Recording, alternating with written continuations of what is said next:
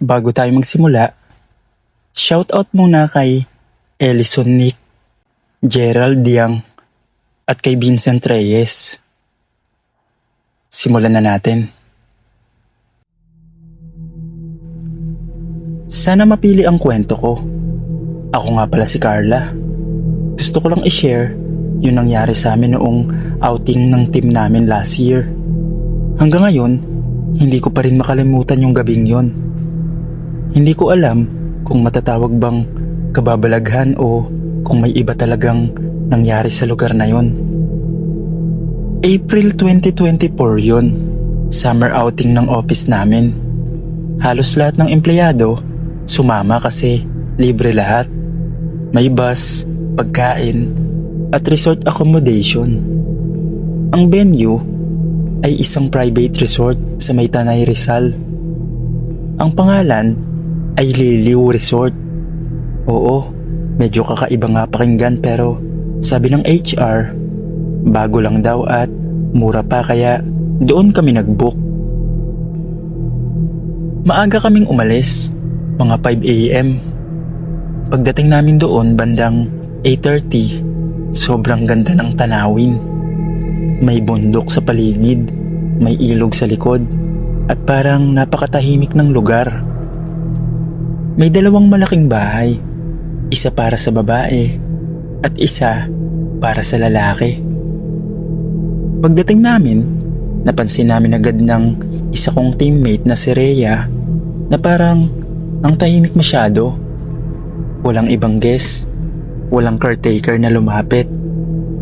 Ang gate lang ang bukas, tapos may maliit na signage sa gilid. Welcome, guest. Nagtataka kami pero dahil excited, hindi na namin inisip. Pagdating sa bahay, yung para sa mga babae, medyo luma ang itsura kahit bagong pintura. Amoy lumang kahoy, tapos may malaking portrait sa sala. Parang lumang pamilya, nakabarong at saya. Pero hindi mo masyadong makita ang mga muka dahil parang natakpan ng alikabok at gasgas ang salamin. Si Grace, office mate ko, nagbiro pa. Uy, may kasama tayong nakatingin habang natutulog tayo. Sabay tawa niya. Pero ako, ewan, parang may kakaibang pakiramdam ako nung pumasok kami. Parang biglang lumamig kahit tanghaling tapat. Dahil tanghali nga, nag-swimming kami sa pool. Tawa-tawa lang, inuman, kantahan. Pero napansin namin na parang may isa pang boses na sumasabay sa gitna ng kantahan.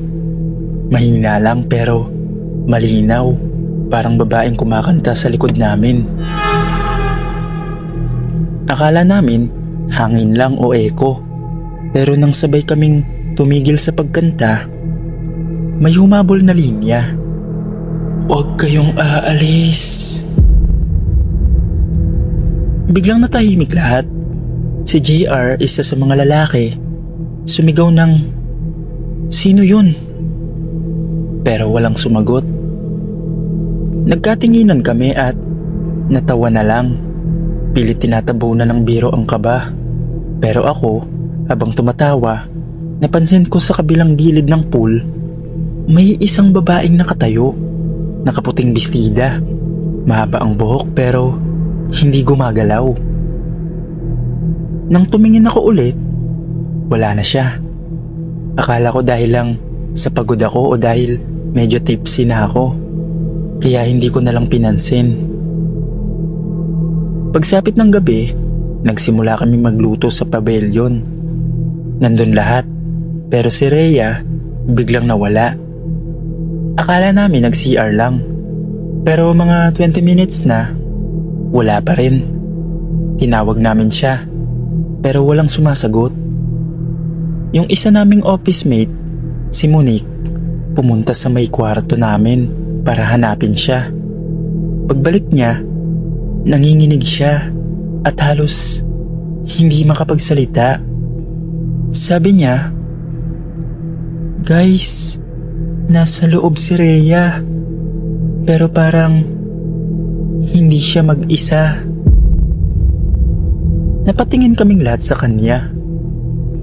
Anong ibig mo sabihin? Tanong ni JR. May babae sa tabi niya. Nakaupo lang. Hindi ko makita ang muka, pero nakaputing mahaba at nakatingin sa akin.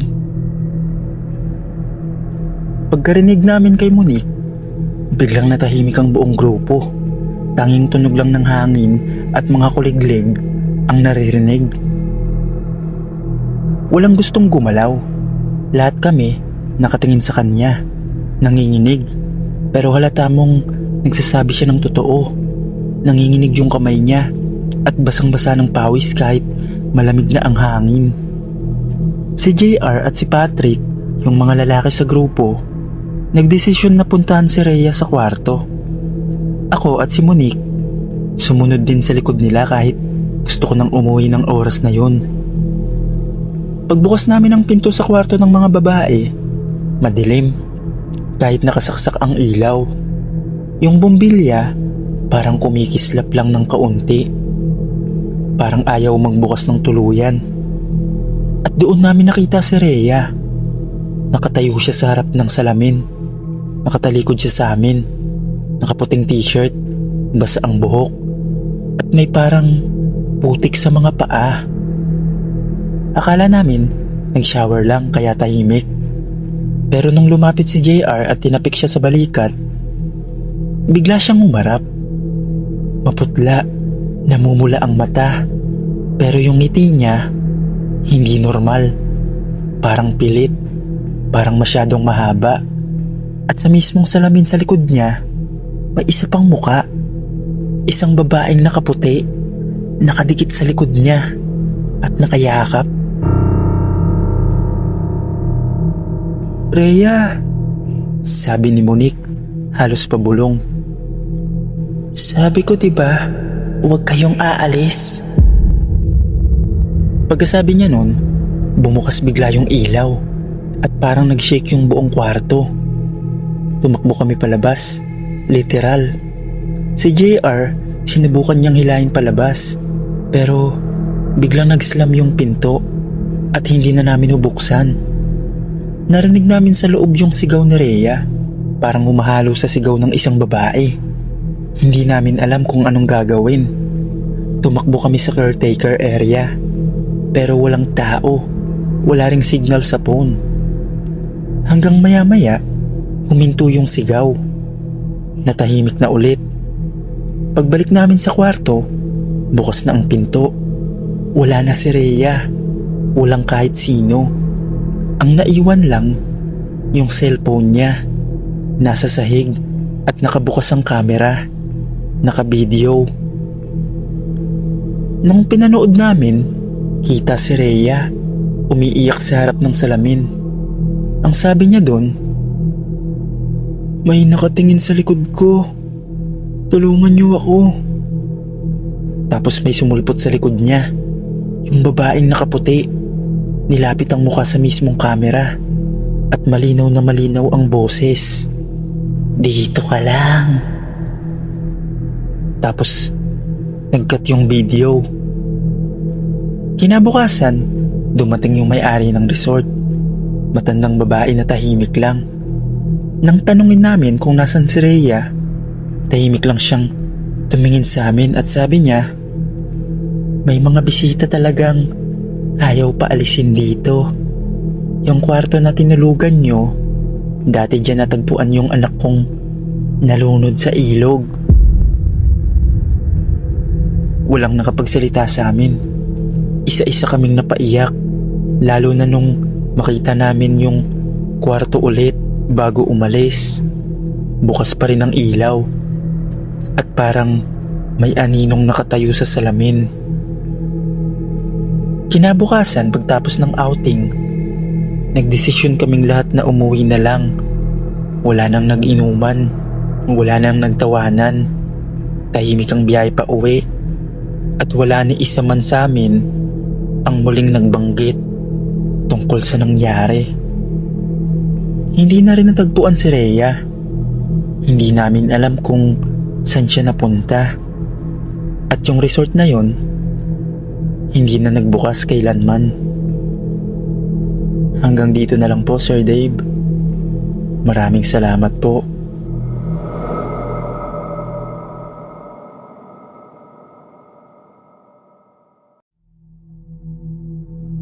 Magandang araw pagsapit ng takip silim. Gusto ko lang i-share yung nakakatakot naming experience last summer. Hanggang ngayon, hindi ko pa rin alam kung anong klaseng lugar talaga yung napuntahan namin. Akala namin, simpleng summer getaway lang.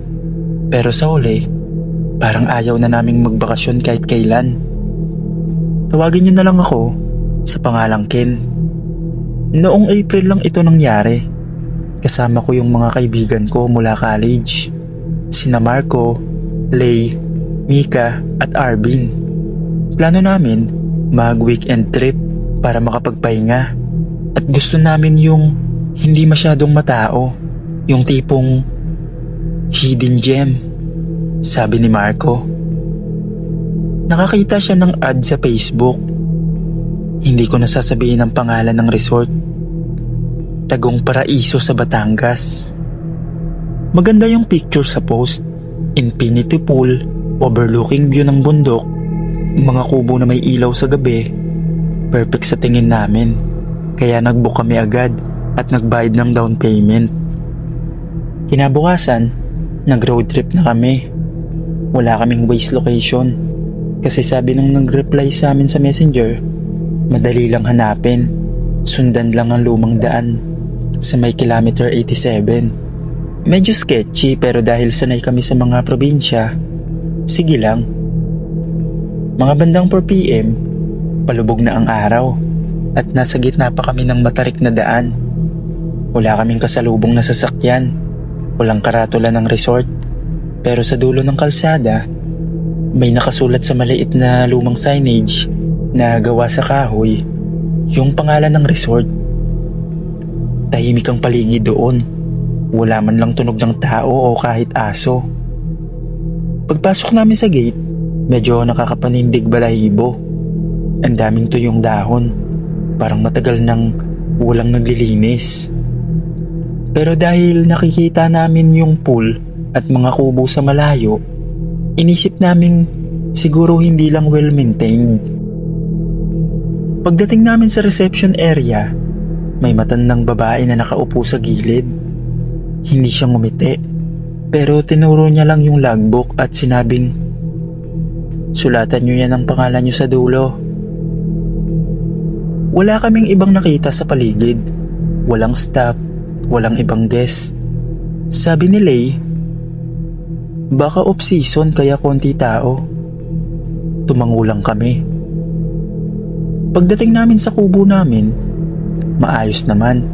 May mga kama, may ilaw, may kortina. Pero may kakaibang amoy. Parang lumang basang kahoy. Si Mika, nagbiro pa. Piling ko, haunted tong resort na to. Sabay tawa. Nung gabi, nag-swimming kami sa pool. Maganda sana, malamig ang hangin, maliwanag ang buwan. Pero napansin ni Arvin na parang may aninong nakatingin sa amin mula sa isa pang kubo sa dulo. "May tao dun oh," sabi niya sabay turo. Pagtingin namin, may nakita kaming lalaki. Nakatayo sa dilim. Hindi gumagalaw. Hindi rin makita ang muka. Tinawag siya ni Marco. "Kuya, guest din ba kayo?" Hindi sumagot. Pero pagkurap namin, biglang nawala yung tao. Akala namin, staff o kapitbahay lang. Pero nang bumalik kami sa kubo, napansin naming sarado pala ang gate ng resort. May kadena at kandado. Wala ring signal ang mga cellphone namin. Sinubukan naming bumalik sa reception para magtanong. Pero wala na doon ang matandang babae. At yung logbook na sinulatan namin kanina, wala na rin sa mesa. Pati ilaw sa paligid, nagsimula ng mag-dim. Tahimik, masyadong tahimik. Naririnig lang namin yung ingay ng mga dahon sa hangin at lagas-gas ng tubig sa pool. Pero habang lumalakad kami, parang may ibang tunog na sumasabay. Mga yabag sa likod namin. Mabagal at mabigat. May kasunod ba tayo? Tanong ni Lay. Walang sumagot. Nang lumingon ako, wala naman talaga. Pero may naiwan sa lupa. Basang marka ng paa. Parang bagong tapak ng taong galing sa tubig. Biglang napasigaw si Mika. Pagtingin namin, nakaturo siya sa pool. Sa ilalim ng tubig, may mga taong nakalubog. 5, 6, o baka higit pa. Nakabukas ang mga mata nila, parang nakatingin sa amin. Pero hindi gumagalaw. Napaatras kami lahat. Si Marco, dali-daling tumakbo papunta sa gate para makaalis. Pero pagdating niya doon, sumigaw siya. Hindi mabuksan yung kandado. Wala tayong dadaanan palabas. Lumapit ako para tulungan siya. Pero napansin ko sa gilid ng gate, may lumang karatulang bahagyang natatakpan ng mga damo. Inalis ko. Nilinis ko ng konti. At doon ko nakita ang nakasulat. Yung pangalan ng resort. Tapos sa dulo, may nakasulat na Memorial Resort. Parang nanlamig ang buong katawan ko. Sabay-sabay kaming napatingin sa paligid. Sa mga kubo, sa mga poste ng ilaw, sa mismong pool. Yung mga kubo, may mga pangalan pala sa bawat pintuan. Hindi pangalan ng mga guests, mga pangalan ng pamilya. Ken, resort ba talaga to? O parang libingan? Sabi ni Arvin habang nanginginig. Hindi na kami nagsayang ng oras. Tumakbo na kami pabalik ng sasakyan namin. Kahit madilim, kahit walang ilaw. Pero pagdating namin sa parking area, wala yung kotse. Ang naiwan lang yung mga gulong, kalawangin, parang taon nang iniwan. Doon na kami halos maiyak. Gabi na, wala kaming signal, walang ibang tao. Pero nang tumingin kami sa dulo ng daan, may ilaw, parang ilaw ng bahay. Tumakbo kami papunta doon, umaasang makahingi ng tulong. Pero pagdating namin, halos mawalan kami ng pag-asa. Yung bahay, yun din ang reception area. Parehong pareho, pero mas luma. Basag na ang bintana. May mga gumuhong bahagi at sa mesa, nandun yung logbook. Binuksan namin. Nakita namin ang pangalan naming 5, pero may petsa sa itaas. April 2013. Halos 10 taon na ang nakalipas. Kinabukasan, nakita na lang daw kami ng mga residente sa kalsada, mga walang malay. Dinala kami sa barangay at nang ikwento namin ang resort na pinuntahan namin, ang sabi ng kapitan, yung resort na yun, sinunog yun. 10 taon na ang nakakalipas. Nasunog lahat ng gas sa loob. At ngayon, wala nang resort doon. Natahimik na lang kami. Wala kaming nasabi. At nang ipakita namin sa kanila yung litrato sa phone ni Marco, yung picture ng pool na kuha namin kagabi, ang nakita naming lahat, yung pool, walang tubig sa larawan. Puro basura at damo. Hinatid din naman kami ng mga pulis pa uwi. At hanggang ngayon, hindi na ako sumasama sa mga outing. Hanggang dito na lang po, Sir Dave. Maraming salamat po.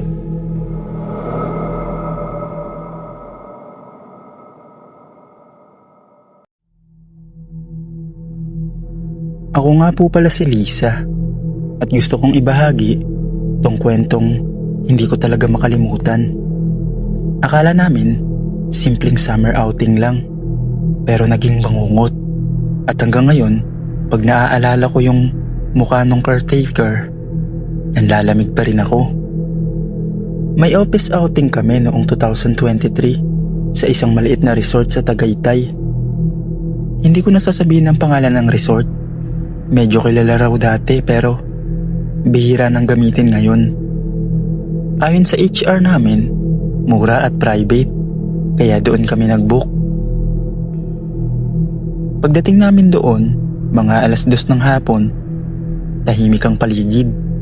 Parang kami lang ang bisita. Ang resort ay nasa gilid ng bundok. May maliit na pool, 3 cottage, at isang malaking bahay na tinatawag nilang main lodge. Pagbaba namin ng van, may lumapit na lalaki. Payat, kalbo, at madumi ang suot. Parang hindi uniform ng staff. Sabi niya, "Ako po si Mang Resty, caretaker dito. Ako nang bahala sa inyo." Halos pabulong, pero ang tingin niya sa amin, matalim. Parang tinitimbang bawat isa. Nang tinanong ng HR kung nasan ang may-ari, ang sagot niya, "Matagal nang wala. Ako na po ang nagbabantay rito." Hindi na namin masyadong pinansin. Inisip naming tahimik lang talaga siya. Bandang 8:00 ng gabi, nag-inuman kami sa may poolside. Masaya, kantahan, kwentuhan. Pero napansin namin na wala si Tin, isa naming office mate. Sabi ni Lian, baka nag-CR lang o natulog na. Pero nang 30 minutes na ang lumipas, nag-alala na kami. Naghiwa-hiwalay kami para hanapin siya. Ako pumunta sa main lodge.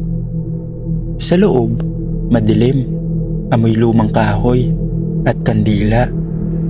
Pagdaan ko sa hallway, may pinto sa dulo na bahagyang nakabukas. Paglapit ko, narinig ko parang may humihikbi. "Tin?" Tawag ko. Walang sumagot. Pagtulak ko ng pinto, halos patili ako. May mga damit at bag ng babae na nakakalat, basa, parang tinanggal ng madalian. Sa gilid, may pader na may nakasabit na mga ID. Iba't ibang tao, puro babae.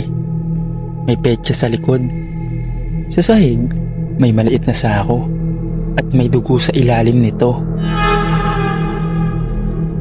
Bigla kong narinig sa likod ko, si Mang Resty. "Huwag mong gagalawin yan. Mga naiwan ng mga bisita yan noon." At ngumiti siya.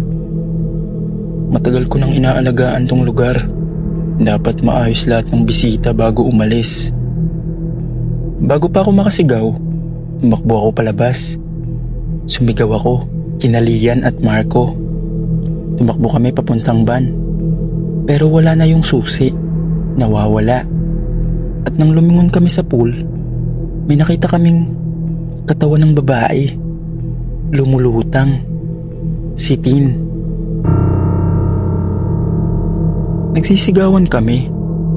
Si Lian, halos himatayin. Biglang sumulpot si Mang Resty mula sa dilim. May hawak na itak. "Huwag kayong aalis. Hindi pa kayo nakaka-check out." Naghiyawan kami. Tumakbo palabas ng gate. Buti na lang si Marco, may dalang duplicate key ng van. Habang paandar kami, sumalubong si Mang Resty sa kalsada. Tinadyakan yung van, pero nakalusot kami. Nang tumingin ako sa side mirror, nakita ko siyang nakatayo lang sa gitna ng kalsada. Hawak yung itak. Nakatingin sa amin habang unti-unting nawawala sa dilim. Pagdating namin sa presinto sa Tagaytay, nag-file kami ng report. Nang sabihin namin ang pangalan ng resort, napatigil yung pulis. Sabi niya, "Miss, sarado na yung resort na yun. 5 taon na. Na-imbentaryo na yung caretaker doon. Pinaghihinalaang may kinalaman sa pagkawala ng mga bisita, pero tumakas hindi na nakita. Halos manlambot ako. Pumunta kami sa lugar kinabukasan kasama ang mga pulis. Ang resort, wasak na, walang kuryente, puro damo at sira ang mga pinto. At sa loob ng main lodge, may mga sako nga sa sahig, pero puro buto at kalansay. Nakita rin nila ang mga ID sa pader, kasama doon ang ID ni Tin. Simula noon, wala nang gustong mag-book sa kahit anong private resort na walang website o permit. Hanggang dito na lang po, Sir Dave. Maraming salamat po.